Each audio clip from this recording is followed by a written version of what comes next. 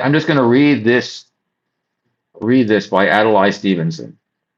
Adlai Stevenson in 1949, I think it was 1949, yeah, April of 1949, he was the governor of Illinois. He was the governor of Illinois. He's going to run for president. I'm speaking in the past, looking at the future. He's going to run for president of the United States against Eisenhower twice. He's going to lose. Adlai Stevenson. He was sort of the liberal darling of the 1950s, although in a lot of ways he wasn't so liberal. Wasn't really that liberal, actually, especially around race relations. He was kind of disappointing. But after he lost twice, he wound up being the Kennedy administration's ambassador to the United Nations. And he was a big deal during the Cuban Missile Crisis of the early 1960s. And then I think he sort of faded into the woodwork at some point. But when he was the governor of Illinois, Adlai Stevenson was the governor of Illinois, a whole lot of pissed off people from Illinois who were tired of their neighbors letting their cats outside. They were tired of their neighbors letting their cats outside. They were just sick of this. They got the legislature to pass a bill that said that you had to, if you had your cats outside, they had to be on a leash. That's right. They had to be leashed. No more just free roaming outdoor cats. All cats had to be unleashed. I mean, that was 1949. That was like, that was like 77 years, 77 years ago or something like that. It was like almost a century ago. And people were already fighting about outdoor cats. They were probably fighting about outdoor cats 100 years earlier than that. Anyway, this gives you an idea of how volatile a subject this is. I mean, today, of course, we've got all these other issues, climate change, Trump, et cetera, et cetera, et cetera. Who cares about cats? It's like a tiny issue, but it gets neighbors riled. Anyway, Adlai Stevenson vetoed this bill that would have required cats to be in a leash. He vetoed it for real. And he wrote a veto speech that is so eloquent, it's regarded as like one of the great veto speeches of the English language.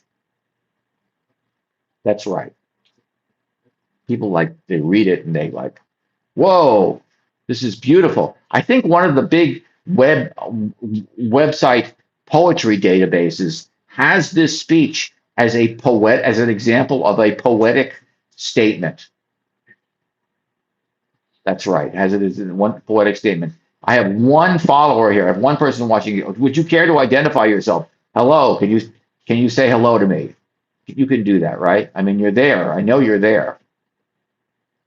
How about a little hello for me? No? Okay. I'm going to read you Adlai Stevenson's speech. I love this speech. It's so beautiful. I happen to have a cat. His name is Molly. I live in San Francisco. In a house in San Francisco with a cat named Molly, who goes out. Molly goes out sort of in the morning and in the evening, just a little bit. We've got in our neighborhood, we got cats that are like out there all the time.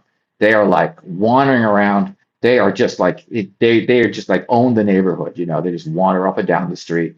We got one named Pom Pom. We got one named Maurice. We got one named Ron. Ron is a really interesting cat. Ron is three-legged cat. I call them tripod cats. And, it's kind of an issue for lots of neighbors. But anyway, Adlai Stevenson vetoed this bill that would require cats on a leash.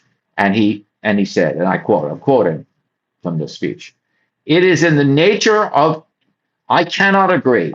I'm here at the beginning of it. I cannot agree that it should be the declared public policy of Illinois that a cat visiting a neighbor's yard or crossing the highway is a public nuisance. It is in the nature of cats to do a certain amount of unescorted roaming.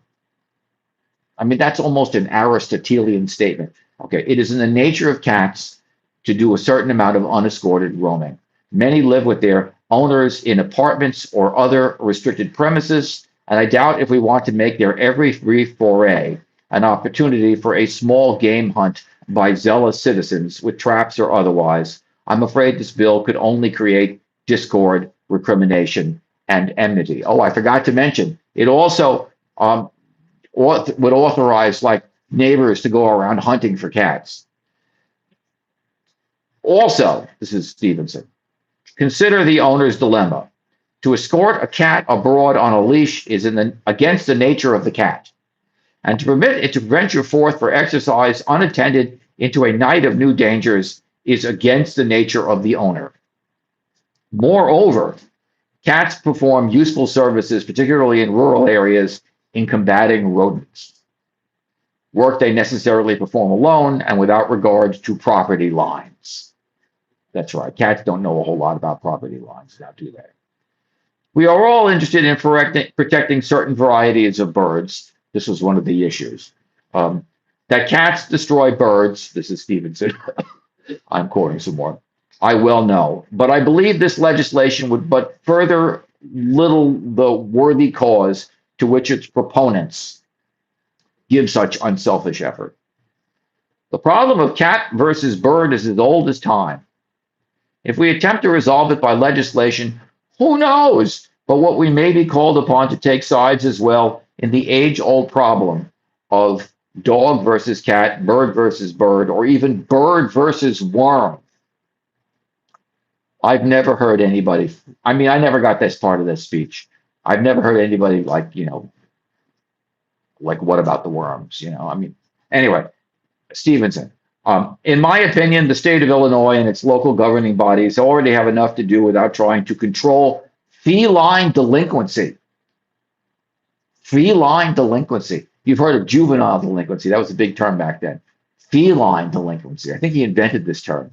For these reasons, and not because I love birds the less or cats the more, I veto and withhold my approval from Senate Bill number 93.